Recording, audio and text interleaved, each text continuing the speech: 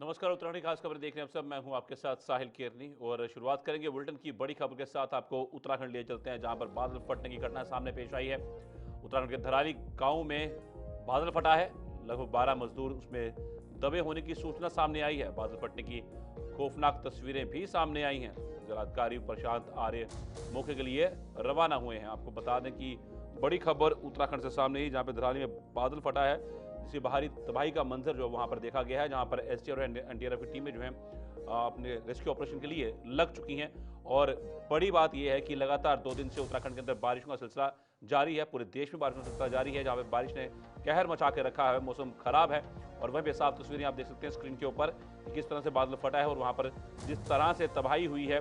और वहां पर अब रेस्क्यू ऑपरेशन जो है बड़े पैमाने पर चलाया जा रहा है। एसटीआरएफ एनडीआरएफ की टीम जो वहां पर मौजूद है, जो रेस्क्यू ऑपरेशन वहां पर चला रही है। और वहां पर कुछ मजदूरों की 12 मजदूरों के दबे होने की आशंका जताई जा रही है। और अब देखना होगा क्या यह आंकड़ा बढ़ता है और क्या कोई हताहत होने की खबर सामने आती है, क्योंकि ये बहुत अहम हो जाता है। आप तस्वीरें देखें जिस तरीके से बादल ये फटा है। और धराली गांव जो है ये गंगोत्री धाम के रास्ते में पड़ता है। जब गंगोत्री धाम जाना हो तो इसी रास्ते से होकर गुजरना पड़ता है। हमारे साथ वरिष्ठ पत्रकार अरुण शर्मा वहां से जुट गए हैं।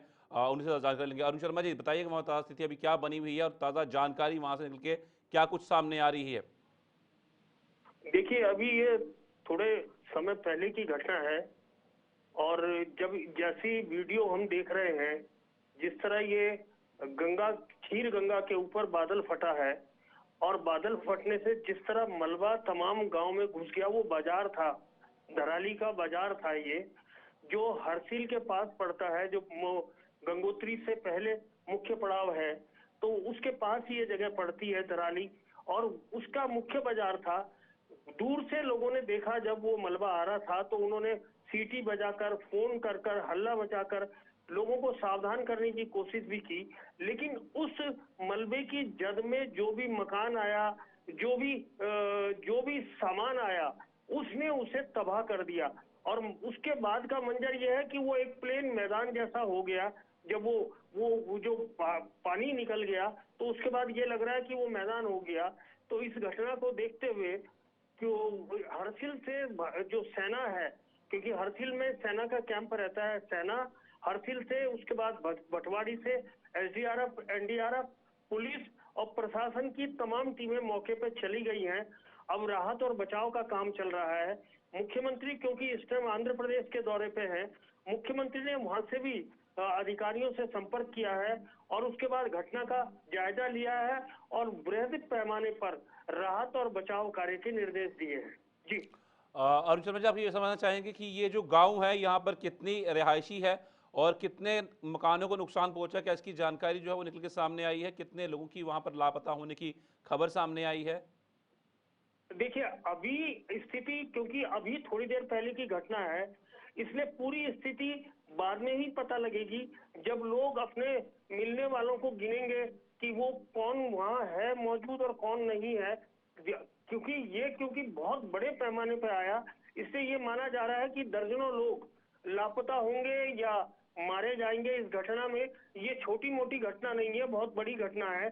और इससे इसका अंदाज इस वीडियो से भी लगाया जा सकता है कि किस तरह पानी उस रिहायशी इलाके में घुसा और अपने साथ तमाम चीजों को तबाह करता हुआ चला गया।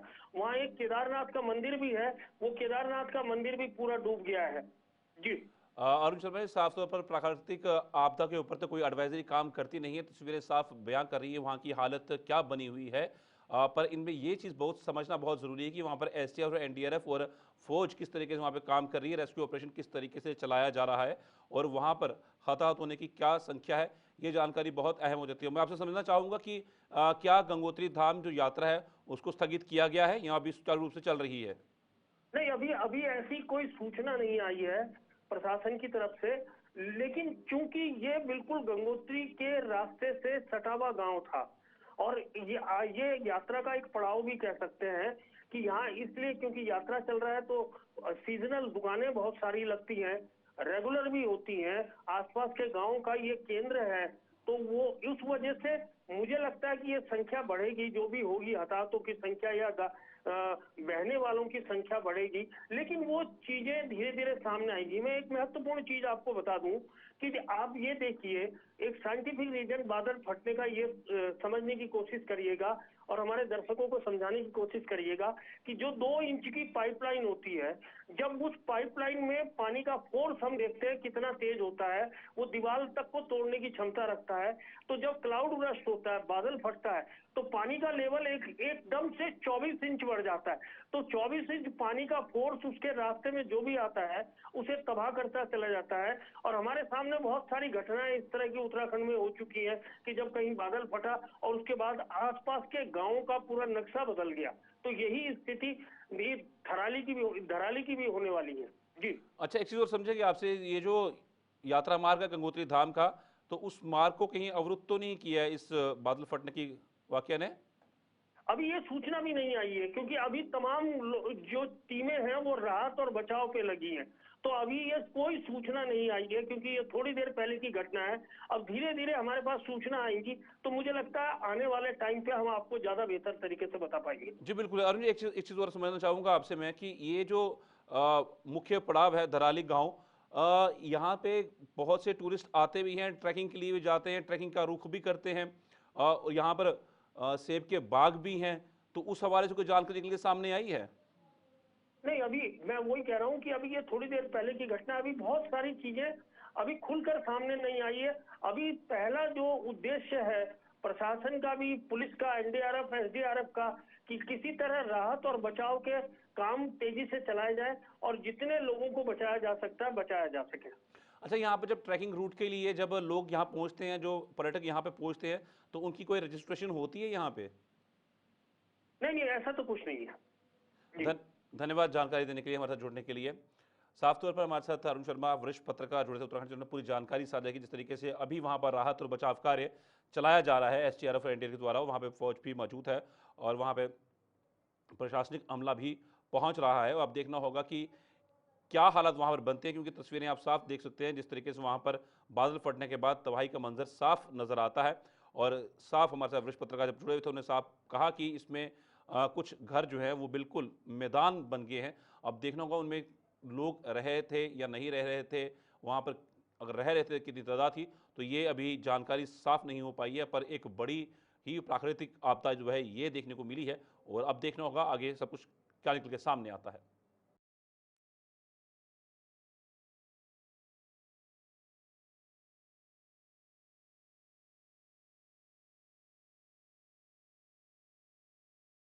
तस्वीरें आप देख सकते हैं किस तरह से वहां की हालत बनी है बादल फटने के बाद। और उत्तराखंड में लगातार 2 दिन से भारी बारिश जो है वो चल रही थी, और प्रशासन द्वारा भी एडवाइजरी जारी की गई थी। उन सब के बीच में आज बादल फटने की घटना पेश आती है धराली गांव के अंदर, जो कि एक मुख्य पड़ाव भी है गंगोत्री धाम के लिए, क्योंकि यहाँ से गंगोत्री धाम तकरीबन 25 से 30 किलोमीटर है, और ये एक मुख्य पड़ाव भी माना जाता है, बेस माना जाता है उस यात्रा के लिए, गंगोत्री धाम की यात्रा के लिए। तो ये भागीरथी नदी जो है ये उसके किनारे बसा हुआ ये गांव है। तो ये देखना होगा कि यहाँ पर कितने लोग हताहत हुए हैं, और जो लापता है तो उनको किस तरह से रेस्क्यू किया जाता है और कहाँ से वो मिलते हैं। उत्तराखंड के मुख्यमंत्री पुष्कर धामी आंध्र प्रदेश के तिरुपति के दौरे पर हैं। अपने दौरे के दौरान मुख्यमंत्री धामी ने तिरुपति राष्ट्रीय संस्कृत विश्वविद्यालय में आयोजित एक कार्यक्रम में प्रतिभाग किया। धर्म आधारित सुशासन सतत विकास की ओर एक मार्ग कार्यक्रम को संबोधित करते हुए मुख्यमंत्री धामी ने विचार रखे।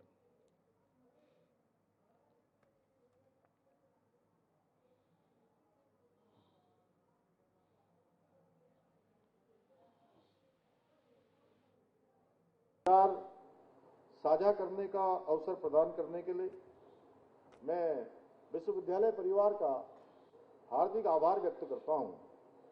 भाइयों बहनों, भारतीय सनातन संस्कृति में धर्म को उपासना पद्धति नहीं बल्कि मूल्य आधारित जीवन पद्धति माना गया है। धर्म व्यक्ति, समाज और संपूर्ण सृष्टि के कल्याण का मार्ग प्रशस्त करता है। धर्म ही वह शक्ति है जो हमारे जीवन में मर्यादा, नीति, न्याय, कर्तव्य, करुणा और उत्तरदायित्व की भावना का संचार करता है। हमारे वेदों और पुराणों में कहा गया है, धार्यति इति धर्मः, जो सभी को धारित करे, पोषित करे, सबके कल्याण की भावना से युक्त हो, वही धर्म है। हमारे यहाँ ये भी कहा गया है, धर्मो विश्वस्य जगतः प्रतिष्ठा, अर्थात धर्म ही इस संपूर्ण सृष्टि की आधारशिला है। सदियों से यही धर्म हमारे सुशासन का, और मैं अंग्रेजी में कहूं तो गुड गवर्नेंस का मूल आधार रहा है।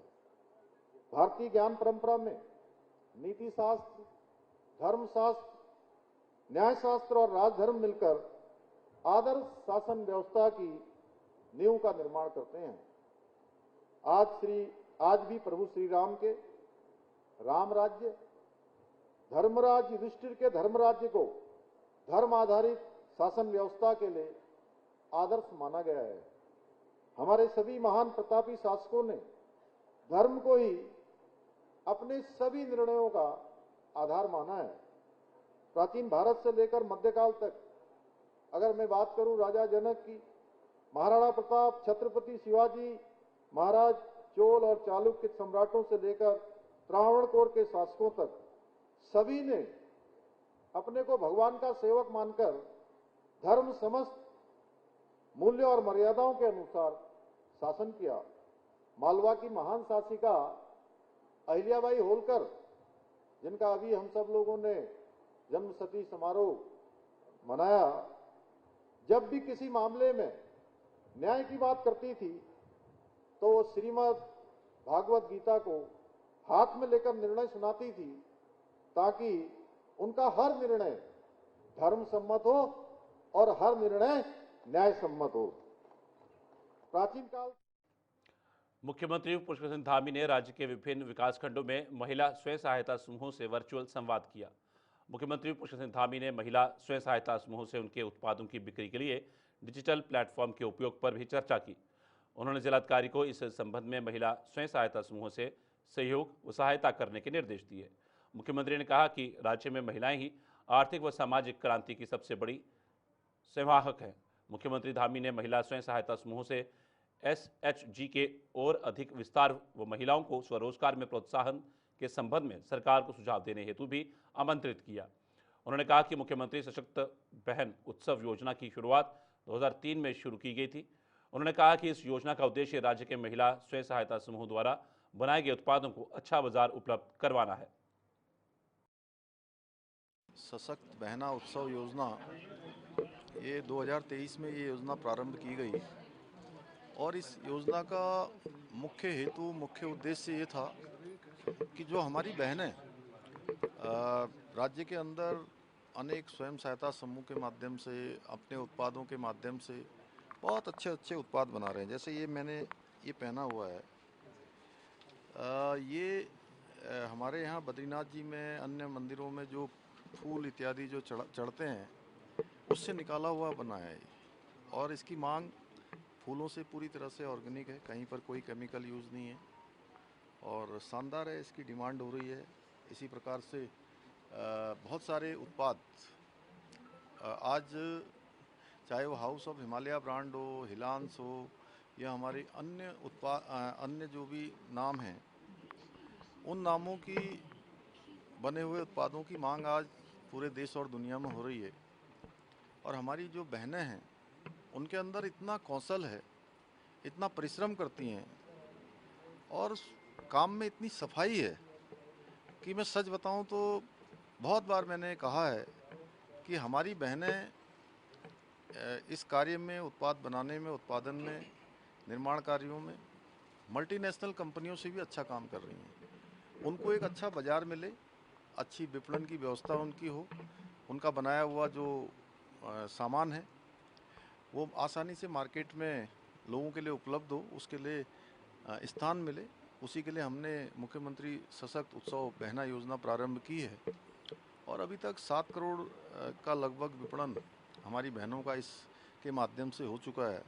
आगे भी हमारा प्रयास होगा, हर प्रकार से उनको प्रोत्साहित करें, उनके जो उत्पाद हैं उनको मार्केट में। हरिद्वार में गंगा नदी का जलस्तर चेतावनी निशान के पार कर चुका है और प्रशासन पूरी तरह अलर्ट मोड में है। जिलाधिकारी मयूर दीक्षित ने खुद हालात पर निगरानी रखने के निर्देश जारी किए हैं। डीएम के मुताबिक फिलहाल जलस्तर खतरे के निशान से नीचे है, लेकिन गंगा में बढ़ते बहाव को देखते हुए लगातार मॉनिटरिंग की जा रही है। जिलाधिकारी ने कहा कि उत्तर प्रदेश और उत्तराखंड सिंचाई विभाग के अधिकारियों की टीम भी जलस्तर पर नजर बनाए हुए हैं। इसके अलावा श्रीनगर और टिहरी डैम से जल छोड़े जाने की संभावित स्थिति पर भी संवाद स्थापित किया गया है, ताकि हरिद्वार में समय रहते चेतावनी दी जा सके। सभी संबंधित विभागों को हाई अलर्ट पर रखा गया है। अभी हमारे जो ऑफिसर्स हैं वो अलर्ट पे हैं। अभी तहसील दिवस में भी हमने रिव्यू किया है सभी डिपार्टमेंट्स का। सिंचाई विभाग उत्तर प्रदेश और सिंचाई विभाग उत्तराखंड दोनों इसको मॉनिटर भी कर रहे हैं। अभी हमारा जो नदी का जो लेवल है वो वार्निंग से ऊपर है, लेकिन डेंजर मार्क से नीचे है। और जैसा ऊपर बारिश हो रही है तो टेहरी डैम और अलकनंदा डैम जो श्रीनगर में, उनसे भी कोऑर्डिनेशन हो गया है। तो जैसा वाटर लेवल हम लोग ने उनको बोला है कि अगर वो जल को जिस तरीके से छोड़ रहे हैं, रोक रहे हैं, उस आपको हमको भी अवगत कराते रहें, ताकि हम नीचे जो कुमाऊं में पिछले 24 घंटे से बारिश का दौर लगातार जारी है। नैनीताल जिले के पहाड़ी और मैदानी इलाकों में लगातार हो रही बारिश से जनजीवन अस्त व्यस्त हो गया है। बारिश के रेड अलर्ट के चलते प्रशासन ने सभी कार्मिकों को 24 घंटे अलर्ट मोड पर रहने के दिशा निर्देश दिए हैं। नैनीताल जिले में भूस्खलन की संभावना ज़्यादा जताई गई है, जिसको देखते हुए आम जनता से सावधानी और सतर्कता बरतने की अपील की गई है। हल्द्वानी नैनीताल भीमताल मार्ग पर गुलाब घाटी और सल्लड़ी के पास लैंडस्लाइड की वजह से आवाजाही प्रभावित हो रही है। आज जनपद में अलर्ट है। अलर्ट के दृष्टिगत सभी विभागों को सतर्क रहने को कहा गया है। सभी विभाग अपनी जिम्मेदारियां बखूबी निर्वहन कर रहे हैं।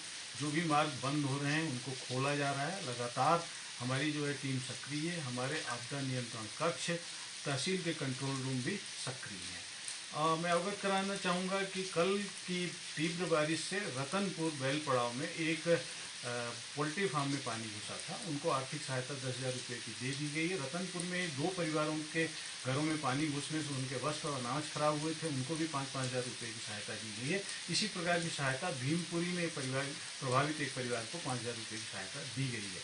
हमारी जो रोडों की स्थिति है, वर्तमान में जनपद में 12 मार्ग बंद हैं, जिसमें से एक राजमार्ग है और 11 जो है ग्रामीण मार्ग है। एक राजमार्ग जो है वो आपका रामनगर निर्माण खंड का है, गर्जिया घोटिया धार। पीएमजीएसवाई काठगोदाम के 6 मार्ग बंद हैं। पीएमजीएसवाई हल्द्वानी के 2 मार्ग और ज्योलिकोट के 1 मार्ग बंद है। सिटी नैनीताल का 1 मार्ग बंद है।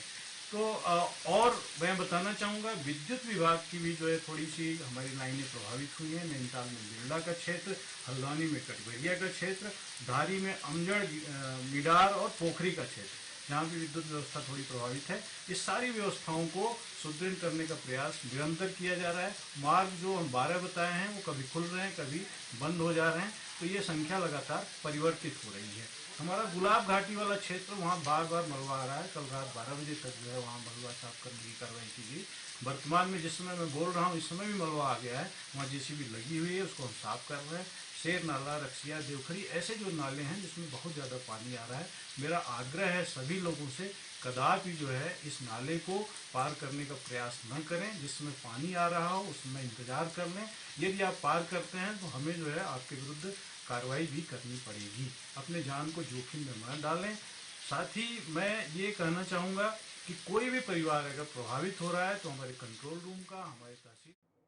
मानसून सीजन की झमाझम बारिश के बीच बद्रीनाथ धाम में तीर्थ यात्रियों की आवाजाही सुगमता से चल रही है। सोमवार को जहां 3100 श्रद्धालु बद्रीपुरी पहुंचे, वहीं नीति माणा घाटी के ऊंचे पठारी दरों की चौकसी सहित भारत तिब्बत सीमा से सटी देश की सरहद की सुरक्षा का जिम्मा संभाले आईटीबीपी के हिमवीर जवानों ने बीकेटीसी और बद्रीनाथ पुलिस के साथ सहयोग करते हुए श्री बद्रीनाथ धाम मंदिर सहित परिक्रमा पथ, सिंहद्वार क्षेत्र में वृहद स्वच्छता जागरूकता अभियान चलाया। आप इन तस्वीरों में देख सकते हैं कैसे भारत तिब्बत सीमा पुलिस के जवान सेवा भाव से बद्रीनाथ मंदिर सहित सिंहद्वार की सीढ़ियों को बड़ी तन्मयता से साफ करते नजर आ रहे हैं। ये एक संदेश है सबके लिए कि किस तरह हर एक तीर्थ स्थल की पवित्रता और स्वच्छता बरकरार रखने में हर एक व्यक्ति को अपना सहयोग देना चाहिए। ये आईटीबीपी के जवान बद्रीनाथ धाम की सुरक्षा के साथ साथ धाम की स्वच्छता के प्रति श्रद्धालुओं को, आम जन को जागरूकता संदेश दे रहे हैं, ताकि बद्रीपुरी की भव्यता दिव्यता के साथ साथ मंदिर की आध्यात्मिक छवि भी बरकरार रहे। मंदिर परिसर में सकारात्मक ऊर्जा का संचार बरकरार है। प्रदेश में सरकारी अस्पतालों की बदहाली को लेकर जन संघर्ष मोर्चे में भारी रोष है। सरकारी अस्पतालों में स्वास्थ्य सेवाओं की गिरती हालत और अस्पतालों में मौतों के सिलसिले पर जन संघर्ष मोर्चे के अध्यक्ष रघुनाथ सिंह नेगी ने कड़ी नाराजगी जाहिर करते हुए प्रदेश सरकार और स्वास्थ्य मंत्री डॉक्टर धन सिंह रावत पर तीखा हमला बोला है। पत्रकारों से बातचीत में नेगी ने कहा कि लगातार हो रही मौतों और इलाज की कमी के साथ साथ बद इंतजामी ने आम जनता को झकझोर कर रख दिया है, लेकिन इसके बावजूद स्वास्थ्य मंत्री की चुप्पी और उदासीनता बेहद दुर्भाग्यपूर्ण है। जिस तरह से प्रदेश में स्वास्थ्य सेवाएं बिल्कुल चरमरा रखी, निश्चित तौर पे विभागीय मंत्री का फेलियर है। और आप देखते हैं अभी 2 गर्भवती जो हमारी बहनें हैं, हमारी माताएं जो भी हैं, और उनकी मौत हुई है परसों के दौरान। और अभी एक हमारे जो फौजी भाई हैं, उनके बेटे को इलाज न मिलने के कारण मौत हुई है। न जाने कितने ऐसे वाकये हैं। ये तो ये है कि जो अखबार की सुर्खियों में आ गए, इसलिए लोगों को पता लगा। लेकिन रुड़की के टोड़ा अहमीताल गांव के कुछ लोग काले कपड़े पहनकर उत्तराखंड उच्च न्यायालय नैनीताल पहुंचे और धरना प्रदर्शन किया, जिसके बाद पुलिस ने उन्हें धरना प्रदर्शन करने से रोक दिया और उन्हें वैधानिक तरीके से अधिवक्ता के माध्यम से अपनी बात कोर्ट में रखने की सलाह दी। प्रदर्शन कर रहे इन लोगों का कहना था कि 3 मई को गांव के रविदास मंदिर और अंबेडकर जी की मूर्ति के बीच से कुछ लोग रास्ता बना रहे थे। विरोध करने पर दबंगों ने उनके घर में घुसकर मारपीट की और बहनों के साथ भी दुर्व्यवहार किया। मामले में पुलिस ने संबंधित के विरुद्ध पॉक्सो और SC/ST एक्ट के तहत मुकदमा तो दर्ज किया, लेकिन बाद में पॉक्सो और SC/ST धाराओं को हटा दिया गया। इसके बाद दबंगों ने उनके परिवार के विरुद्ध क्रॉस FIR भी दर्ज करा दी। उन्होंने कहा कि कुछ लोगों ने उन्हें न्याय के लिए हाईकोर्ट में धरना प्रदर्शन करने की सलाह दी तो वे नैनीताल चले आए। मामला ये हुआ था सर, 3 मई को हमारे गांव में टोडायतमाल में 3 मई को जो झगड़ा हुआ था, झगड़ा इस वजह से हुआ था, जो मेरी मतलब हमारे वहाँ पे रविदास मंदिर है और अंबेडकर मूर्ति है, उसके बीच से ज़बरदस्ती रास्ता निकाला जा रहा था।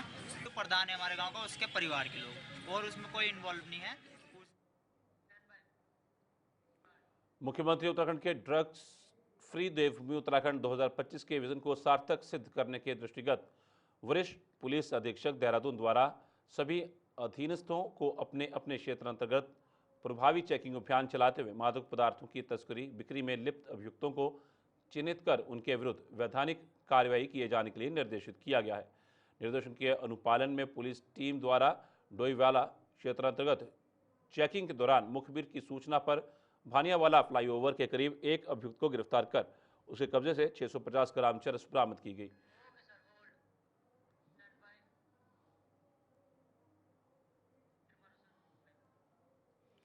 हल्द्वानी के मुखानी क्षेत्र स्थित JK पूरम कॉलोनी में किराए पर रहने वाली योग प्रशिक्षिका की संदिग्ध परिस्थितियों में मौत के मामले ने नया मोड़ ले लिया है। मृतका की मां ने स्थानीय योगा सेंटर के संचालकों पर हत्या का आरोप लगाते हुए मुकदमा दर्ज कराने की मांग की है। घटना के बाद क्षेत्र में तनाव की स्थिति बन गई। लोगों ने योग सेंटर के बाहर जमकर प्रदर्शन किया। लोगों का भारी आक्रोश को देखते हुए पुलिस पर तैनात किया गया है। मृतका की पहचान 35 वर्षीय ज्योति के रूप में हुई है, जो हल्दूचोड़ तुलारामपुर निवासी दीपा मेर की पुत्री थी। मुझे एक कॉल आया, मेरी बेटी को यहाँ मारा गया, हत्या कर दी गई है। पहले सुबह 30 तारीख के सुबह वो जॉब में करके गई, यहाँ से 9:30 बजे वो घर पहुँची है। 10:30 बजे हत्यारे ने वहाँ जाके उसका गला दबा के मार रखा है लड़की को। तो हमें मंगलौर कोतवाली क्षेत्र में एक महिला का बंद मकान में शव मिलने से सनसनी फैल गई। प्रथम दृष्टया मामला हत्या का प्रतीक हो रहा है। शव कई दिन से बंद घर के अंदर पड़ा हुआ था। स्थानीय पड़ोसियों को मकान से दुर्गंध आने पर पुलिस को सूचित किया गया। सूचना पाकर पहुंची पुलिस ने मकान का ताला तोड़वाकर अंदर गई तो हैरान रह गई। पुलिस ने मकान के अंदर जाकर देखा तो एक महिला का शव बेहद दयनीय स्थिति में पड़ा हुआ था। पुलिस को प्रथम दृष्टया महिला को उसके पति द्वारा ही मौत के घाट उतारने का शक जता रही है। मृतका की बहन ने बताया कि उसकी बहन का पति उनसे 10 लाख रुपए की मांग कर रहा था, जिस पर 1 लाख रुपए उसे हाल में ही दिए गए थे और पिछले 3 दिनों से वे अपने घर से लगातार उसके फ़ोन कर रही थी, पर उसका फ़ोन नहीं उठाया जा रहा था, जिस पर आज वे खुद रामपुर से मंगलौर पहुंची, जिसके बाद उसने पुलिस को सूचना दी। रात को शनिवार के दिन फोन गया मेरे पास, मेरी बहन का गली में मर गई, फिर इसके बाद इन्हें फोन ले गया, बाजी तू क्या 10 10 लाख ले ले, क्या कह रही, क्या कह रही है, वो बोला ये मक्कारी करे, क्या फोन नहीं उठा। मैं उस वक्त से ट्राई करते करते थक गई, मगर उसका फोन दोनों, मेरी बहन का भी बेल जा रही थी और उसकी, मगर उनने फोन नहीं उठाया वो पे, और फोन चार्ज वो था तो मैंने कहा उठाएगा उठाएगा। फिर मैंने अपने भाइयों सबसे गया, फिर हम भागते हुए यहाँ आए। वो मेरी बड़ी उत्तराखंड की खास खबर में फिलहाल इतना ही। दीजिए इजाजत, नमस्कार।